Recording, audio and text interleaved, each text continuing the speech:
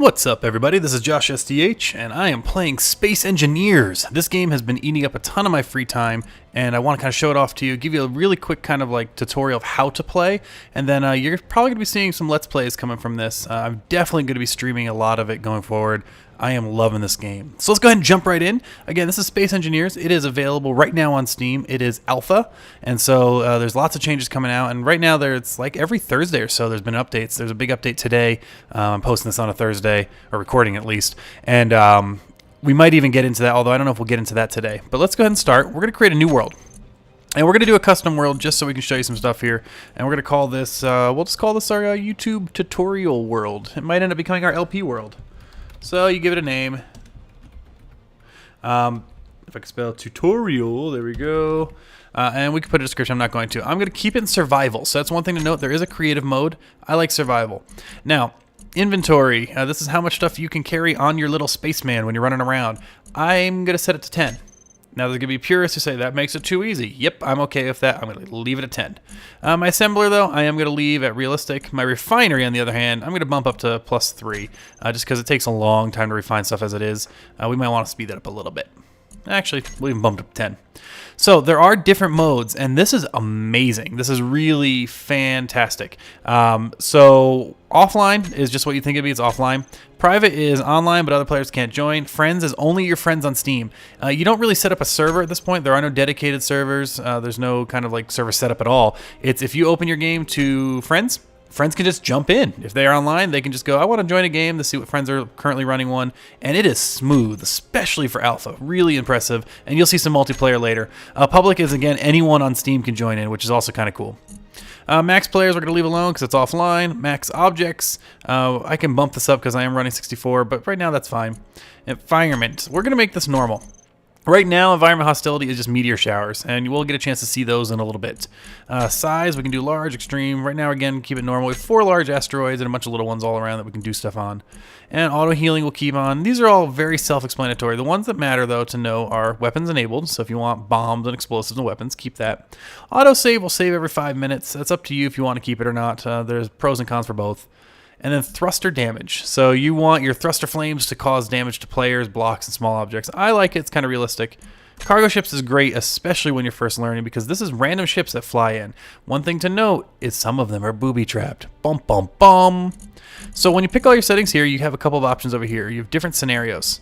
And what we're going to do is we're going to do the Easy Start 1 just for this tutorial. But when we get to the LP or something else, we're going to go to something a little different. Maybe even something as hard as asteroids. But for now, we're going to go with Easy Start, which is going to give us a whole bunch of stuff to play with and make it easier to show off. So you wait, you let the game load, and that's kind of where we hang out. So the game doesn't take too long to load. My PC is not super beast or anything. It's about, I don't know, 4 or 5, maybe even 6 years old, and 5 years old now. It was pretty good when I first got it, but so what I'm blown away with is how smooth this game works with the server, the kind of the multiplayer as well as the game. Now, right now I do have my graphics on extreme, and the other thing to know is my view box, that big Saturn there, that's just an image, and that's something I've modded in. So that's not, and it's super mod, makes it sound like I did anything. Let's be honest. I pasted a file, and that's my new background image. So that's something I can show you how to do later. That's not the default background image. It's more of like a skyscape with more meteorites. So you can see some meteors over there. We got a big old ship here. We're on our space platform here.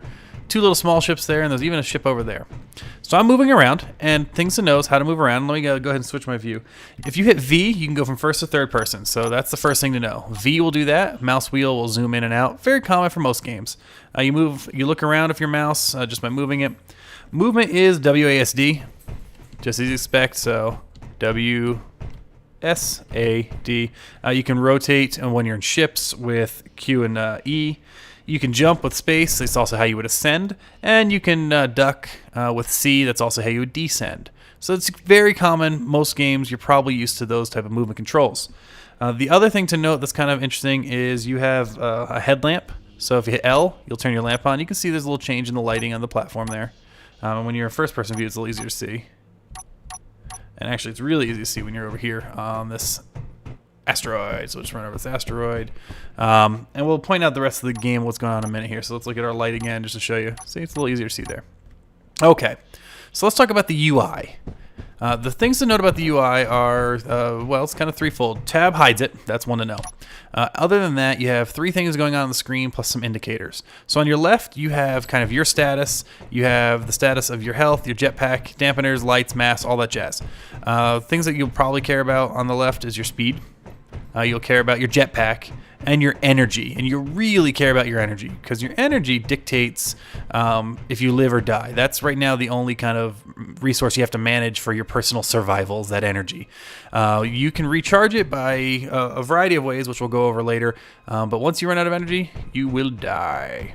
Okay, so let's talk about the jetpack, because jetpacks are awesome. To turn your jetpack on, hit the X button. Turn it off, hit the X button again. So X for jetpack, X for jetpack. And I guess if you look at your jetpack on the back, it kind of looks like a letter X. So that can help you remember in case you forget. So on. So when we're on, we can jump and we can fly. So when you're in gravity, which right now that's the lower right-hand side of the map, or the screen, you have an impact. So if you turn your jetpack off, you'll fall. But when you're in no gravity, if you turn your jetpack off, you're not going to fall.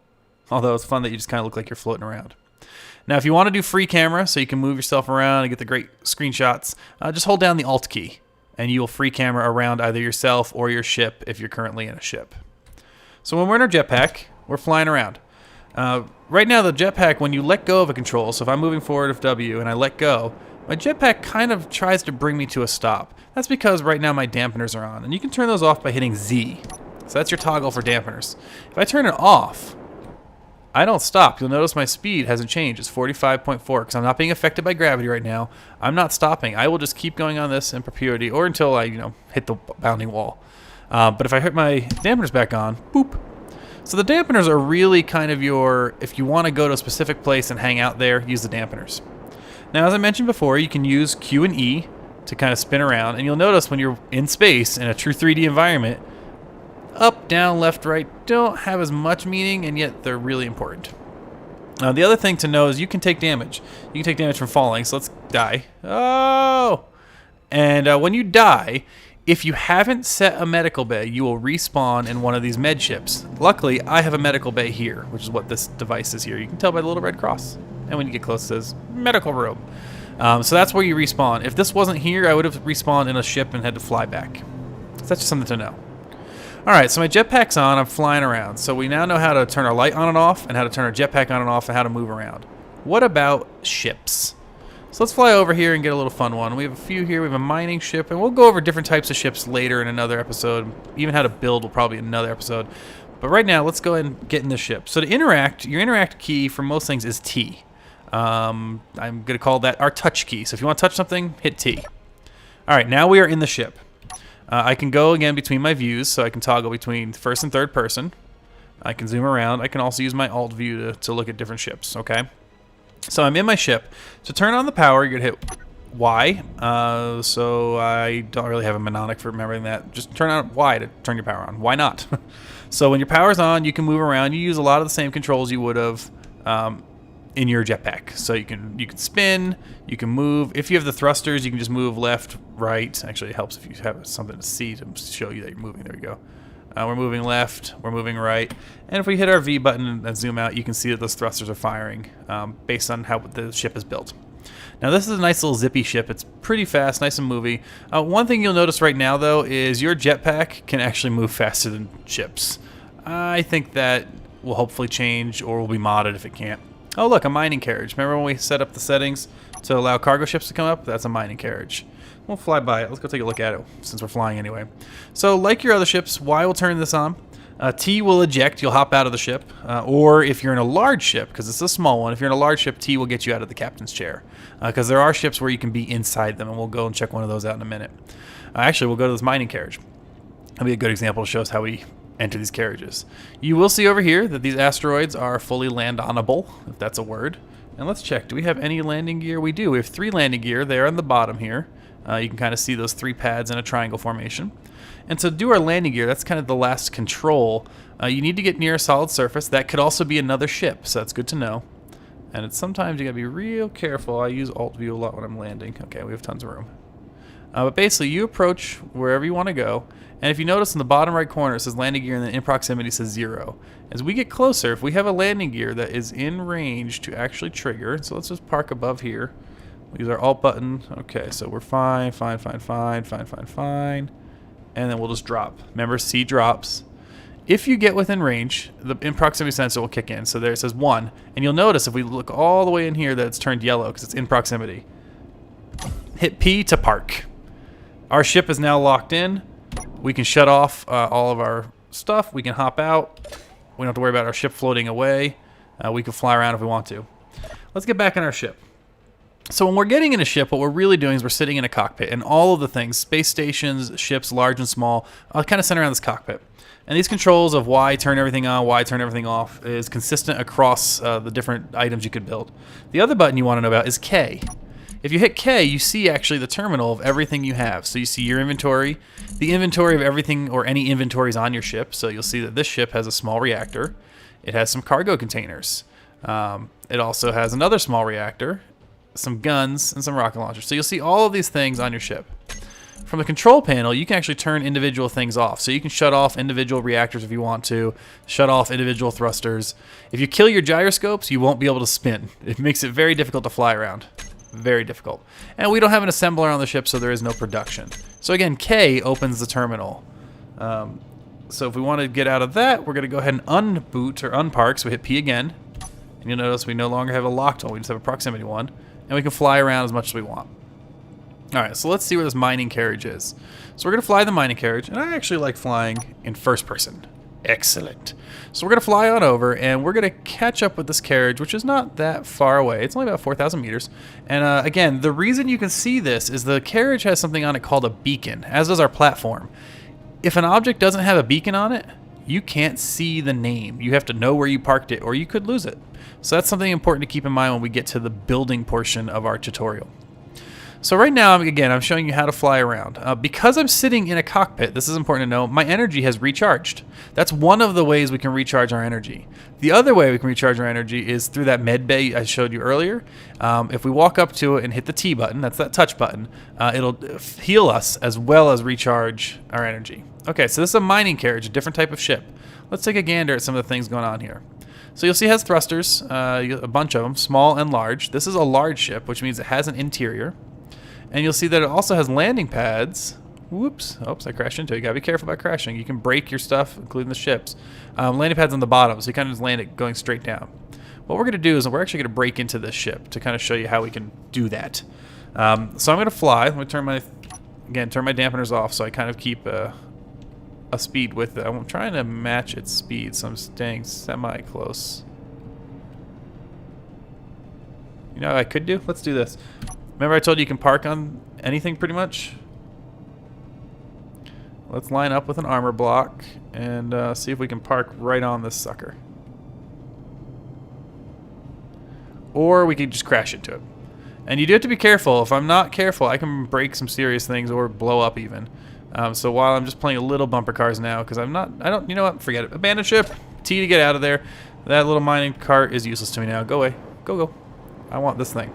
Remember when I told you that the jetpacks are kind of OP? Yeah. And now if you've ever played Kerbal Space Program, you know the idea of rendezvousing in space is like hours and hours of work. Not so much here, which is nice. It's still not super easy. You gotta really line it up carefully. Alright, so I'm now sitting here, but I'm not holding on per se. So I'm here. What do I need to do? Well, I need to grind my way in or find a door. I'm gonna grind my way in though. So what I'm gonna do is open up all the things I can do, my toolbar config. And to do that, you hit the G key. So when you hit G, you can see all the different things you could build. This is not an inventory. This is things you could build and drop on your toolbar. But you also see I have some tools here. So I need my grinder, my welder, and a hand drill, but I don't really need that. Another thing to know is when you die, you lose all of your inventory. So anything, you don't drop it, it just goes away. So try not to die. Alright, so I have my grinder now, and I'm going to equip it by hitting 6. And you'll see when I do that, it shows me the component I'm at and what it's made out of. So this light armor slope is made of steel plates.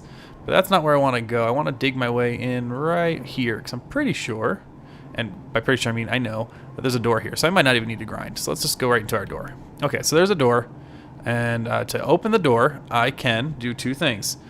I can hit T while looking at that, so that's the touch thing. I could also hit K, which opens up again the terminal, and open it that way. That's kind of a long way to do it, so T makes the most sense.